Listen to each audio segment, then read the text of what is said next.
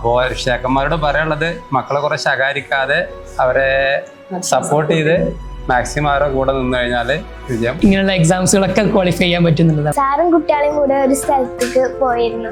അപ്പൊ സാറിന്റെ ഒപ്പം ആണ് LSS റിസൾട്ട് നോക്കിയത്. അപ്പൊ എന്താ ചെയ്യേണ്ടത്, ഒരു സ്ഥലത്തല്ലേ, അപ്പൊ അത്രക്ക് ഹാപ്പിനെസ് പുറത്തേക്ക് എടുക്കാൻ പറ്റില്ല.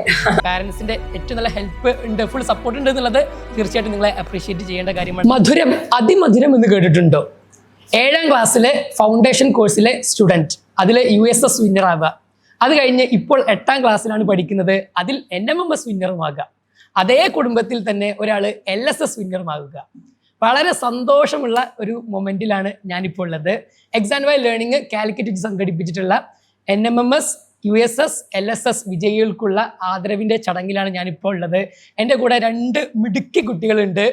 അവരെ നമുക്ക് പരിചയപ്പെട്ടിട്ട് എന്ത് ചെയ്യാം, സ്റ്റാർട്ട് ചെയ്യാം. യെസ്, അപ്പോൾ NMMS വിന്നറാണ്, പേര് Fathima Hiba. Yes, LSS winner Fathima Diya. പാരന്റും കൂടെ ഉണ്ട്, ഫാദറും കൂടെ ഉണ്ട്. Okay, yes. അപ്പോൾ എനിക്ക് ഹിബയോടാണ് ചോദിക്കാനുള്ളത്, എങ്ങനെയാണ് നമ്മുടെ എക്സാം ബൈ ലേണിംഗിന്റെ ഫൗണ്ടേഷൻ കോഴ്സിൽ ഓൾറെഡി കഴിഞ്ഞ വർഷം മുതലാണോ ഉണ്ടായിരുന്നത്? ഞാൻ കഴിഞ്ഞ ഇയറാണ് എക്സാം വൈ ഫൗണ്ടേഷൻ കോഴ്സിൽ ജോയിൻ ചെയ്തത്. USSന്റെ പ്രിപ്പറേഷനും പിന്നെ അൺലേൺ വിത്ത് അജ്മൽ എന്നുള്ള ആ യൂട്യൂബ് ചാനലും ഒക്കെ കൂടെ കണ്ട് എക്സാം വൈൻ്റെ ഫൗണ്ടേഷനെ കുറിച്ച് അറിഞ്ഞ് അങ്ങനെ ജോയിൻ ചെയ്തതാണ്. അതിന് മുന്നേ ഞാൻ ഒരു ഫൗണ്ടേഷൻ കോഴ്സിൽ ജോയിൻ ചെയ്തിരുന്നു. ഞാൻ അതിനെ പറ്റി ഒരു തീരെ സാറ്റിസ്ഫൈഡ് ആയിരുന്നില്ല. അതുകൊണ്ട് ഭയങ്കര കൺഫ്യൂഷനും കൺസേണൊക്കെ ഉണ്ടായിരുന്നു. ബട്ട് ഇവിടേക്ക് വന്നപ്പോൾ കംപ്ലീറ്റ്ലി ഡിഫറെൻ്റ് ആയിരുന്നു. നമുക്ക് പഠിക്കാനുള്ള ഒരു ഇൻട്രസ്റ്റ് ആണ് കൂടി. ഒരു ലോങ് ബേർഡൻ ക്ലാസ്സസിന് പകരമായിട്ട് ഷോർട്ടായിട്ട് നമുക്ക് ആനിമേഷൻസിലൂടെയും ഗെയിംസിലൂടെയൊക്കെ പഠിപ്പിച്ചപ്പോൾ നന്നായി ഹെൽപ്ഫുള്ളായി. അതിന് പുറമെ പറയാനുള്ളത് ഒരു ഗ്രേറ്റ് മെൻറ്റർഷിപ്പാണ്. ആ മെൻറ്റർ ഇല്ലെങ്കിൽ മേ ബി പല കുട്ടികളും ഇത് നിർത്തിപ്പോകും. ആ മെൻറ്ററിൻ്റെ സപ്പോർട്ട് നമുക്ക് 24/7 കിട്ടണോണ്ട് നമ്മൾ സ്മൂത്തായി പോണു. 8th നെജില മാം ആൻഡ് 9th ബാസിദ മാം ആണ്. Okay, yes. അപ്പോൾ ഈ രൂപത്തിലാണ് ഉള്ളത്. എങ്ങനെ, എന്ത് തോന്നി? പിന്നെ USS വിന്നറാണ്, NMMS വിന്നറാണ്. ഈ ഒരു സന്തോഷത്തെ എങ്ങനെയാണ് നോക്കി കാണുന്നത്? USSൽ 89 out of 90 മാർക്ക് കിട്ടി. ഇവിടെ ഫീഡ്ബാക്ക് പറഞ്ഞ ഒരാളാണ് ഞാൻ. ഈ NMMSനും 151 out of 180 sub district topper ആയതിന് വളരെയധികം സന്തോഷമുണ്ട്. Okay, yes. ഇനി നമ്മുടെ LSS വിന്നർ എന്ത് തോന്നുന്നു? ഇപ്പോൾ LSS വിന്നറായി, അതും തന്നെ എനിക്കൊണ്ട് കേരളത്തിലെ ഏറ്റവും വൺ ഓഫ് ദ ടോപ്പ് മാർക്കാണ് കിട്ടിയിട്ടുള്ളതെന്ന് മനസ്സിലാക്കിയിട്ടുള്ളത് അല്ലേ? എത്ര മാർക്ക് ഉണ്ടായിരുന്നു? 80 out of 76. 80 out of 76. Okay. എങ്ങനെയാണ് ശരിക്കും LSS കിട്ടിയത്, അല്ലെങ്കിൽ ആ ഒരു മൊമെന്റ് എങ്ങനെയാണ് കാണുന്നത്? എന്തൊക്കെയാണ് അതിൽ വർക്ക് എടുത്തിട്ടുണ്ടായിരുന്നത്? ഞാൻ എപ്പോഴാണ് LSS റിസൾട്ട് അറിയണമെന്ന് വിചാരിച്ചു. ഞാൻ സാറും കുട്ടികളെയും കൂടെ ഒരു സ്ഥലത്തേക്ക് പോയിരുന്നു. അപ്പൊ സാറിന്റെ ഒപ്പം ആണ് LSS റിസൾട്ട് നോക്കിയത്. അപ്പൊ എന്താ ചെയ്യേണ്ടത്, ഒരു സ്ഥലത്തല്ലേ, അപ്പൊ അത്രക്ക് ഹാപ്പിനെസ് പുറത്തേക്ക് എടുക്കാൻ പറ്റില്ല. സാറിന്റെ കൂടെയാണ് അപ്പോൾ LSS റിസൾട്ട് കണ്ടിട്ടുണ്ടായിരുന്നത്. Okay, good.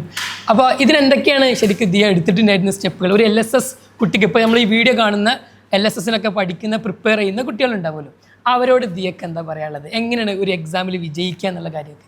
ക്ലാസ്സുകളൊക്കെ ഇങ്ങനെ എക്സാം വൈ ഇപ്പൊ 4ലില്ല, ക്ലാസ്സുകളൊക്കെ കിട്ടണ കാണാ, ടീച്ചേഴ്സ് പഠിപ്പിക്കണ പഠിക്കുക, പിന്നെ കുറെ മോഡൽ എക്സാംസ് ചെയ്യുക. അതിലൂടെ ഒക്കെ നമുക്ക് LSS കിട്ടും. ഓക്കെ, അപ്പൊ ഇപ്പൊ 4ാം ക്ലാസ്സിൽ നമ്മൾ ഫൗണ്ടേഷൻ കോഴ്സ് തുടങ്ങാത്തതുകൊണ്ടാണ് ദിയക്കുട്ടി ജോയിൻ ചെയ്യാത്തത് അല്ലേ? 6th onwards നമുക്ക് എന്ത് ചെയ്യണം, എക്സാം ഉണ്ടാവണം. ഓക്കെ, ഈ നെക്സ്റ്റ് ഇനിയും ഒരുപാട് എക്സാംസ് ഒക്കെ ഇല്ലേ? എക്സാം ഒക്കെ നമുക്ക് വിൻ ചെയ്യണ്ടേ? ഏതൊക്കെ എക്സാം വിൻ ചെയ്യണം?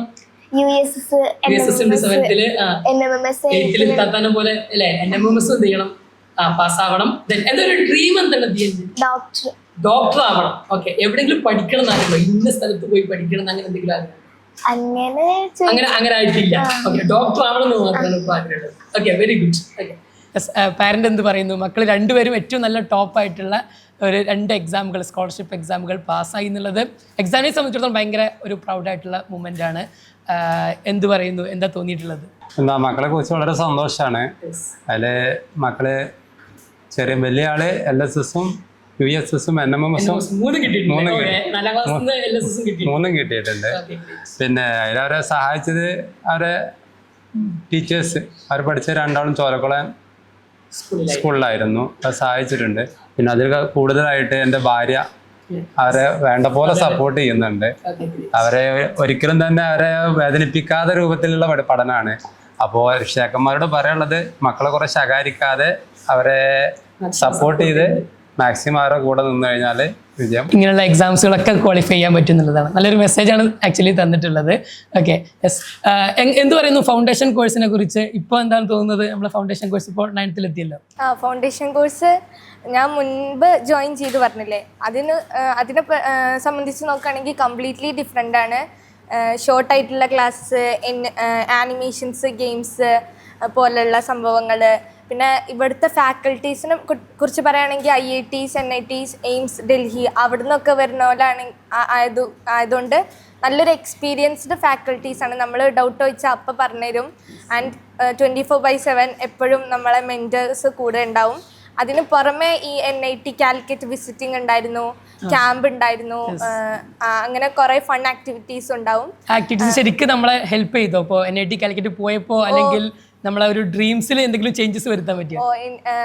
എന്നെ സംബന്ധിച്ച് നോക്കുകയാണെങ്കിൽ എനിക്ക് NIT, IIT പോലുള്ള സ്ഥാപനങ്ങളൊക്കെ എൻ്റെ ഒരു ഡ്രീം ആയിട്ടുള്ള ഇൻസ്റ്റിറ്റ്യൂഷൻസ് ആണ്. അപ്പോൾ അതൊക്കെ കാണുക, നേരിൽ കാണുക, അവിടുത്തെ ഒരു എക്സിബിഷൻ നമുക്ക് ഫീലാക്കാൻ പറ്റുക, എക്സ്പീരിയൻസ് ആക്കാൻ പറ്റുക എന്നുള്ളതൊക്കെ വലിയൊരു ഭാഗ്യമായിട്ടാണ് കാണുന്നത്. Okay, great. അപ്പോൾ അതാ 2 മിടുക്കരായിട്ടുള്ള ആളുകളാണ്.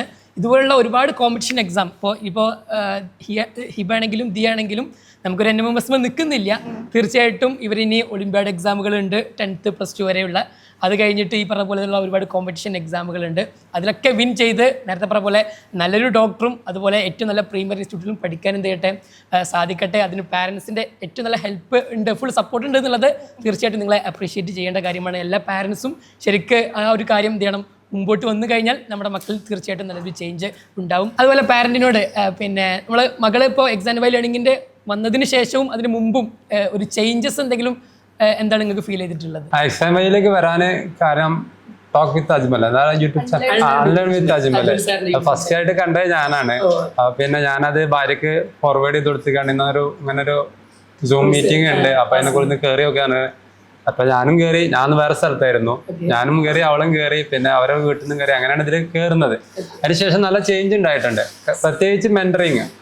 കാരണം കുട്ടികൾ ഈ പ്രായത്തിൽ ഇപ്പോഴത്തെ കുട്ടികളല്ലേ എങ്ങനെ ഒഴിവാക്കാൻ പറ്റുക എന്നുള്ളതാണ് ശ്രദ്ധിക്കുക. മെന്റേഴ്സ് അവര് പാഠം കണ്ടില്ലെങ്കിൽ അവർ പിന്നാലെ കൂടിയിട്ട് ചോദിക്കുന്നുണ്ട്, എല്ലാ കാര്യങ്ങളും കൃത്യമായിട്ട് നോക്കുന്നുണ്ട്. അതുകൊണ്ട് കുട്ടികൾ കൃത്യമായിട്ട് കാര്യങ്ങൾ കൊണ്ടുപോകുന്നുണ്ട്. അപ്പോൾ അതിനുശേഷം ഇപ്പോൾ പഠനത്തിലും എത്ര ഇതായി കഴിഞ്ഞാലും വൈകി കഴിഞ്ഞാലും ആ ചോദ്യം വരുന്നത് കൊണ്ട് പഠിക്കുക എന്നുള്ളത് പിന്നാലെ കൂടുന്നതുകൊണ്ട് നമുക്ക് പിന്നാലെ കൂടേണ്ട ആവശ്യമില്ല. ഓക്കെ, അപ്പോൾ നല്ലൊരു ഇതാണ് മെന്റർഷിപ്പ്, നല്ല ഉഷാറാണ്. എക്സാം വൈ ഞാൻ വേറെ ശുപാർശ ചെയ്യാറുണ്ട് എക്സാം വൈ എടുക്കാൻ വേണ്ടി. ഞാനും ഒരു മദ്രസ അധ്യാപകനാണ്, കുട്ടികളോടൊക്കെ പറയാറൊക്കെ ഉണ്ട്. സോ ബോത്ത് ഓഫ് യു വലിയൊരു കൺഗ്രാജുലേഷൻ നേരുകയാണ്, അപ്രീഷിയേറ്റ് ചെയ്യുകയാണ്. കാരണം ഇത്രയും നല്ലൊരു എഫേർട്ട് തീർച്ചയായിട്ടും ഈ ഒരു പ്രായത്തിൽ തന്നെ ഇട്ടു എന്നുള്ളത് നമുക്ക് തീർച്ചയായിട്ടും ഒരുപാട് കുട്ടികൾക്ക് എന്ത് ചെയ്യണം, മാതൃകയാക്കണം. കാരണം ഓരോ എക്സാമുകൾ വരുമ്പോഴും ഇതൊക്കെ ക്രാക്ക് ചെയ്തു എന്ന് വളരെ പ്രൗഡായിട്ട് നമുക്ക് എന്ത് ചെയ്യണം, മറ്റുള്ള മുമ്പിൽ പറയാനും സാധിക്കുകയും ചെയ്യും. അത് മറ്റുള്ളവർക്ക് മുന്നിൽ ഒരു എന്താ പറയുക റോൾ മോഡൽ ആയിക്കൊണ്ട് തീർച്ചയായിട്ടും എന്ത് ചെയ്യാൻ പറ്റും, കഴിയും. അപ്പം എന്ത് ചെയ്യണം, താത്താനെ പോലെ ഇനി ബാക്കിയുള്ള എക്സാംസിലും ജയിക്കണം. പഠിക്കൂലേ? റെഡി അല്ലേ? സെറ്റ് അല്ലേ? Okay, yes. സോ എല്ലാവരെയും എന്ത് ചെയ്യുക, പിന്നെ ഒരിക്കൽ കൂടി കൺഗ്രാജുലേറ്റ് ചെയ്തുകൊണ്ട് നമുക്ക് വീണ്ടും കാണാം. Thank you.